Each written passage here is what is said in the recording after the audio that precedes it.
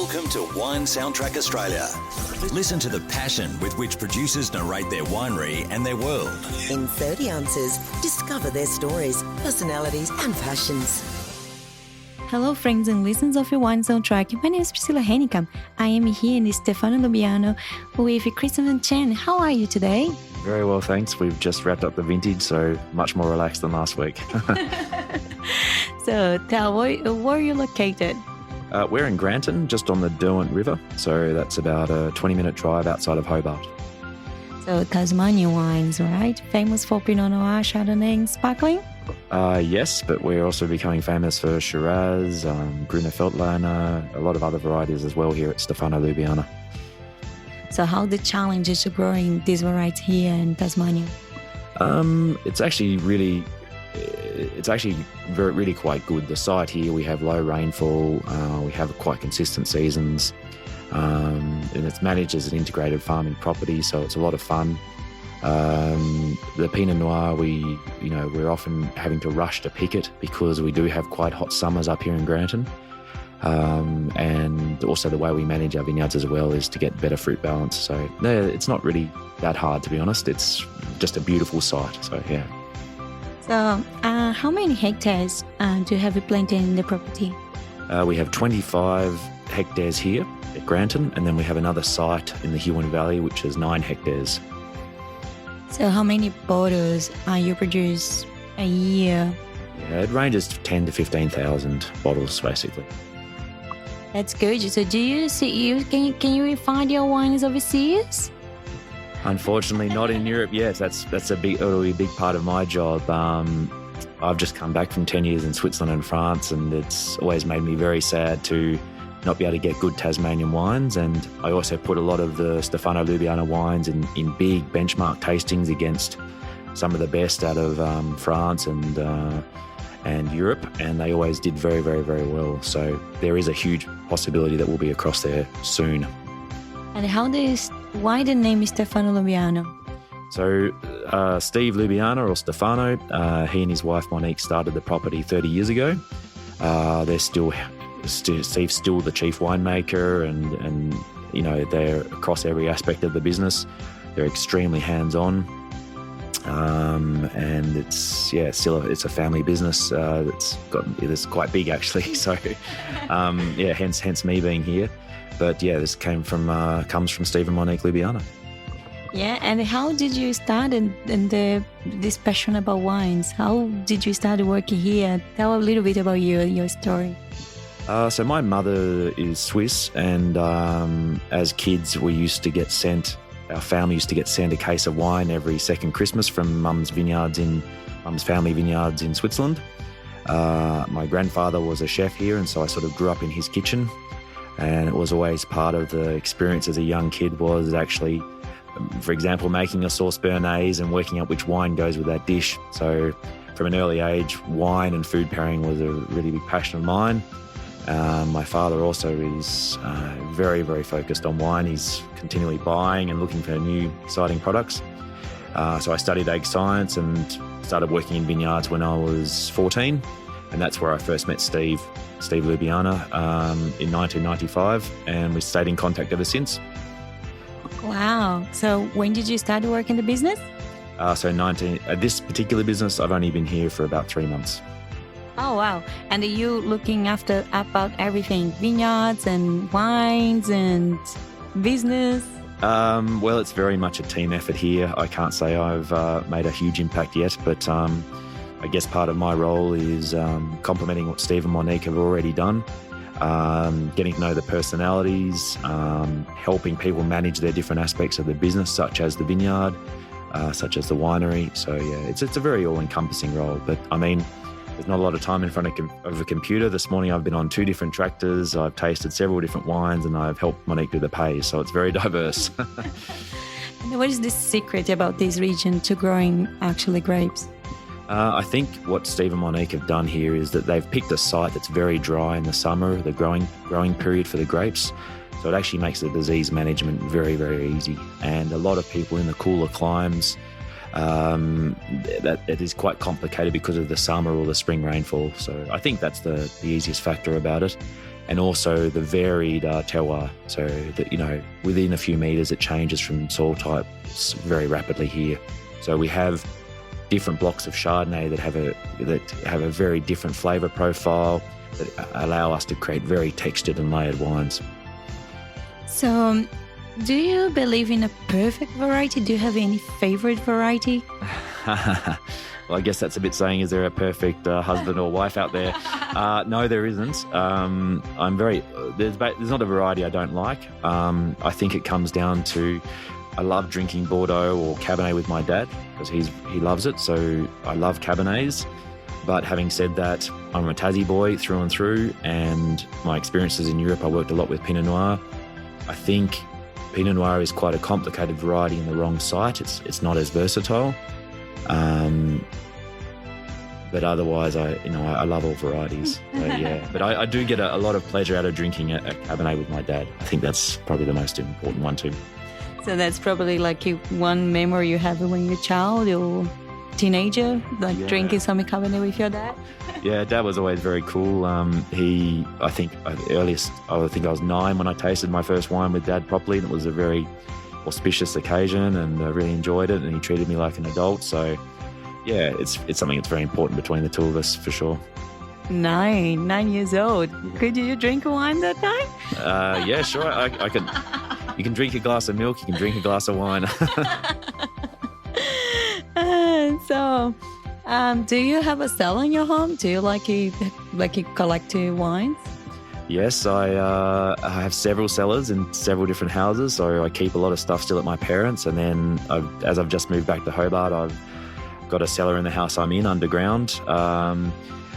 There's only about 1,000 bottles there at the moment. About 600 I brought back from Europe with me. So my father and I, we've found reasons to create a little import company, and we import a bit of our own wine from Europe. So particularly Italy, France and Switzerland and Germany. So yes, we've got some pretty eclectic bottles. I spent the last sort of 5 years really collecting heavily in Europe, especially in Switzerland. A lot of restaurants weren't selling a lot of their older Bordeaux's, a lot of their older Rioja, and also Northern Italian stuff. So we're drinking stuff from the 80s and 90s at the moment, and it's a lot of fun. It's a lot of fun. And, the hangovers aren't as bad, so on good bottles is what we believe, even though it's probably not true. So, Chris, tell us, which bottle is the most expensive bottle you have in your cellar? I can't tell you that. Is it Australia or overseas? I honestly don't know. I've got some big names in my cellar, but I paid almost nothing for them. So it's all very cheap.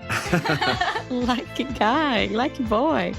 So I have a question for you, Chris. Stefano Lubiana and a bottle of Pinot Noir Stefano Lubiana. Just imagine that, and a VIP, a famous person, drinking that bottle overseas in a very famous magazine. You take a picture of that person. Do you have anyone in your mind you'd like to see drink a Stefano Lubiana bottle and overseas in the restaurant, and they actually stay in a magazine for everyone in the world to see? Yeah, I think the first person that comes to mind is Dame Judi Dench. I think she's a powerful, strong human being. I think she's very elegant, but she's not someone you want to tussle with. I'd love to see her drinking a bottle of our wine in La Tour d'Argent in Paris, for example, or just, at her home. I think she'd be a perfect PR machine for us. Wow, love it. Love the whole story behind. So tell us, each vintage is a different story or not? How do you deal with the different vintages? Yeah, I think it really is. That's the amazing thing about growing grapes. It is agriculture, but we value add and turn it into a luxury good. I think we have actually started now preparing for next year's vintage, and that starts with the soil. So this morning, the team in the vineyard, we started very early. We're actually looking at the soil health, and we're trying to preempt the problems that could happen, such as a wet spring, by putting more organics into the soil, so organic matter. This year we found things got hotter quicker than we thought, so we had to really rush to get the Pinot and Chardonnay off. We picked a lot earlier than all of our great colleagues around the region, so we finished our harvest much sooner. so I think it's about being flexible. It's having a good relationship with your team members and just being ready to drop everything and run if you have to. So because these differences, it's huge in the finished product. And the quality wines for 2021, would you like to share? Yeah, I mean, this is my first vintage back in Tasmania since 2004. I've had some really tough experiences in Europe with really tough vintages, whether it was frost, hail, disease, you name it, we've experienced it.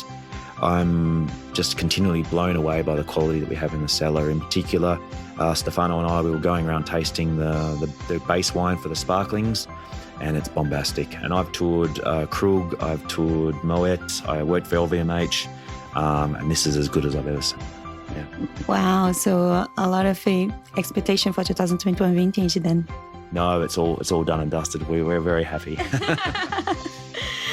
So, question for you. When you were very, very little, what do you want to be when you grow up? Actually a winemaker. Really? I always have this in mind, to be a winemaker. Yeah. My dad's family are all lawyers, and mum's side of the family are teachers, or my grandfather was a chef. And after having met too many lawyers at Christmas time around the table, I decided that was certainly not for me. And I always loved the outdoors and science, and this was the perfect combination. So I can work outside, I can get technical in the laboratory, I can help manage businesses. So it's a very diverse and exciting role. If you have to choose between sparkling, red wine, and white wine, which one you choose? Well, all of them, but we have a very strict policy in our family that a family meal starts with a bottle of sparkling or champagne and it finishes with a bottle of champagne or sparkling. And we've done this in various restaurants around the world as a family. We always kick off with the house champagne or sparkling, and then we finish with the sommelier's recommendation. So sparkling is absolutely go-to. So sparkling, that's your goal. So, and about pairing wines and food, what do you think of these rules about white wine with fish, red wine with meat? Do you follow in that rules, or what your thoughts about? Well, this is the beauty about wine. I mean, I would never tell someone my opinion about a wine unless they wanted a technical appraisal if there was something wrong with it. I've had red mullet with Bordeaux sauce on at least 10 occasions when I was working in France. I've had a Pinot Noir with Tasmanian crayfish before. I think it depends on the people you're with. It's an enjoyable thing. I'm not someone that would stick to these rules. And what do you recommend to taste, actually matching with your sparkling wine? Oh, well, for example, currently we have the 2010 on a late disgorgement, and we actually had that the other night with chicken, so with a roast chicken, and it matched perfectly. With the vintage rosé, it goes very, very, very well with things like smoked salmon or even like a really nice Parma ham. Seafood just seems to match very well. It's got a little bit of residual sugar, and we just drink, with nothing else. I mean, you don't need a reason to drink sparkling. It goes very well with breakfast as well. Yeah, lacy croissant and sparkling, delicious. So, how many glasses or bottle of wines is needed to get you drunk? Tell us the truth. Oh, geez. Well, I'm getting pretty old, but actually, Mum and Dad came down for Easter, and on Thursday night before Good Friday, we drank 4 bottles. So, I was getting on my way there, but I think it was the whiskey at the end that really nailed me. So, yeah, I think I can do 2 bottles pretty comfortably. Yeah. And the next day, what did you do for recover? We were up early, but I have a trick of taking 2 vitamin B tablets before I go to bed. So and that was from a friend who's a doctor recommended that. So it works very, very well. Good recommendation for everyone. Do you have any particular sport you like to practice, or you do anything else outside of course, you're running the vineyards every day?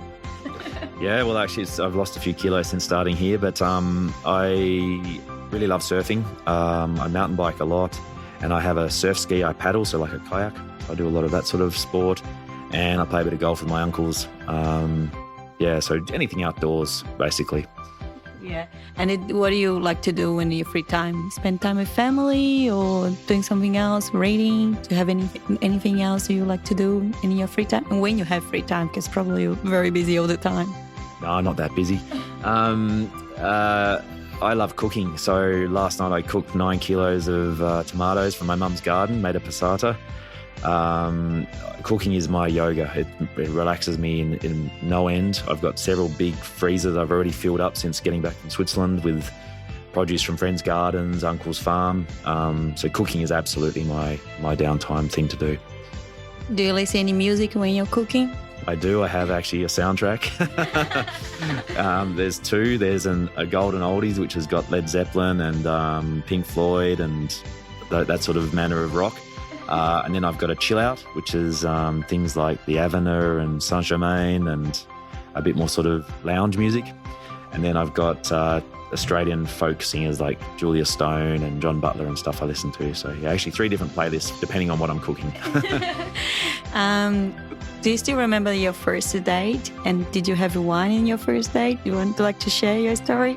Oh, geez, that's a long time ago. Well, the first date I was probably 6 years old, so there was no wine involved there. I do remember my first date when I was living in Switzerland. I went across to do a vintage and ended up studying French for 3 months. And I dated the lady or the girl who was responsible for marketing, Claudia. And she came from a particular region of Switzerland where they have a variety called Petit Vin, which is only grown in that area, actually. It's actually originally from Italy. And we drank 2 bottles of that. And we had a Vitello Tonata, and then we had a fondue. And this was in summer. It was very hot. It was one of the most awesome experiences of my life. We're still very good mates. That was probably one of my best wine experiences. Question, because you have a lot of experience overseas, what are actually your thoughts about screw cap and cork? Because in Australia, quite famous for the screw cap, but overseas is still that in mind and the cork. What are your thoughts about? I think there's nothing that beats a good cork. Having said that, getting hold of good cork is extremely hard. I worked for Chateau Bechevel in Bordeaux, and we hung out a lot with the other guys and girls working at places like Chateau Mouton or La Tour, Lafitte.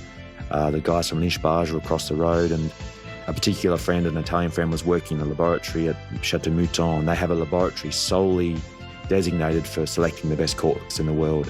So I think outside of the really premier cru places in the world, we will never get the best corks. I tried some of the first screw cap trials from the 70s on Riesling. That was in 2006. I tried those, and they were brilliant. They were absolutely sensational.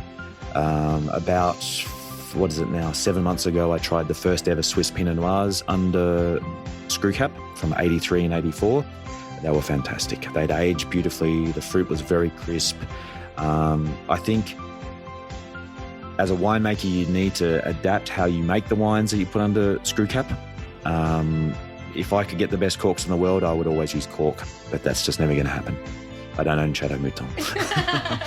So in Australia, you probably see more screw caps. So your bottles is more screw caps? Yeah, certainly. We are quite predominant in Stelvin screw caps, but having said that, our premium ranges of our single block Pinots are under cork. But I mean, we have to wait and see, but I wouldn't have any hesitation putting them under screw cap. It is quite lovely to use a corkscrew. I really enjoy it. I have a collection of them that, and whenever I see a cool one, I buy one for my dad and myself. The romantic side of it, I think, is really cool. I'd be very sad to see that disappear.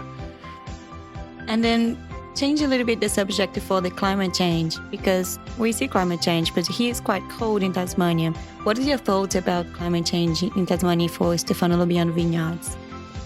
I guess I'm a little bit inexperienced on that note, but I've noticed I've been coming back to Tasmania every year since I left for the summer period, and I noticed the summer's getting a bit longer and a bit warmer, more in the sort of March, April period. But having said that as well, the winters seem to be getting a lot colder as well. So I think in the southern hemisphere, we're going to see a lot colder winters and drier periods. That's certainly what has been tracking. My time in Europe, I mean, the hottest year I ever had there was 2003. It was, we had 2 weeks of 40 degrees. 2011 was brutally hot. It's something I'm very concerned about. I read a lot about the oceans and the effects of what's happening to the ocean, so the acidification and the warming of the seas. I think it's certainly something we're focusing very heavily on here, hence why Steve and Monique have tried other varieties. I mean, we have Nebbiolo, Barbera, our Shiraz, we picked that before some people in Victoria. So yeah, it is a big concern for me. It's something I read a lot about. So yeah, we have to adjust and adapt quickly. So what is the characteristics of Shiraz from Tasmania? Because completely different if people buy Shiraz from Barossa Valley, right? So it's interesting you mentioned the Barossa Valley. I have a lot of very good friends that work there, and they do receive criticism for being too high in alcohol and too overripe fruit notes. But having said that, we tasted some 2018 Shiraz from the Barossa with some particular winemakers who are making in a very elegant style. The Shiraz from 2018 here was a powerful wine. It is full of plum fruit characters, very rich, ripe tannins, but the alcohol isn't too high. That's the advantage here. We do have a lot of sunlight hours, but we don't have those very intense sort of above 32 degree days. So I think we have the ability here to get the Shiraz very ripe, but not alcohol ripe, as in fruit sweetness ripe. So the fruit characters are bombastic, and I think that's where the balance comes in, and that's where the future lies in Tasmanian Shiraz for sure. So where do you plant Pinot Noir? Where did you plant Shiraz? What's the big difference between these two different sites? Yeah, well, it comes down to the soil a lot, I think, and also the fertility of that particular soil. So on the more fertile soils here, it's Pinot Noir for sparkling, Chardonnay for sparkling, because we can crop it a little bit higher. Whereas the leaner soils where the grapevine, the roots really go deep and wide, is where we'll have our best quality red and white wines. So it's all based on the soil. So, change the question for complete the sentence. A day without wine is like? A day without oxygen. Love it. The best answer so far. And then now we have vintage is coming up or already finished, like you just said. Do you have any ritual or anything you do every year before you start the vintage?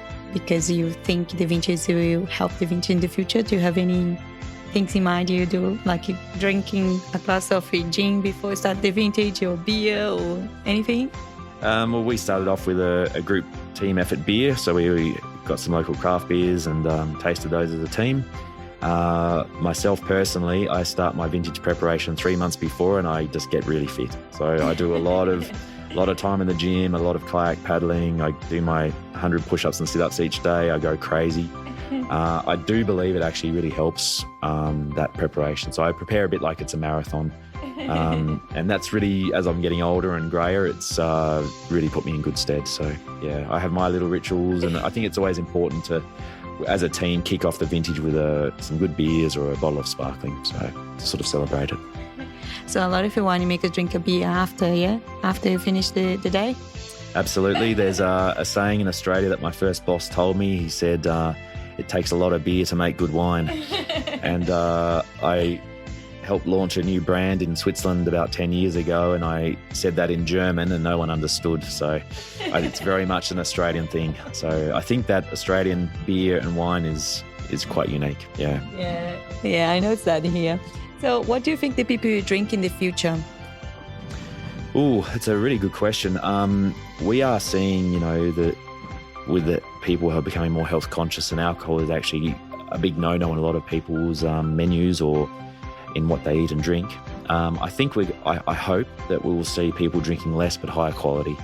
And I say that because I think a lot of the vineyards around the world are probably in areas that they should not probably be planted in terms of the environmental impact.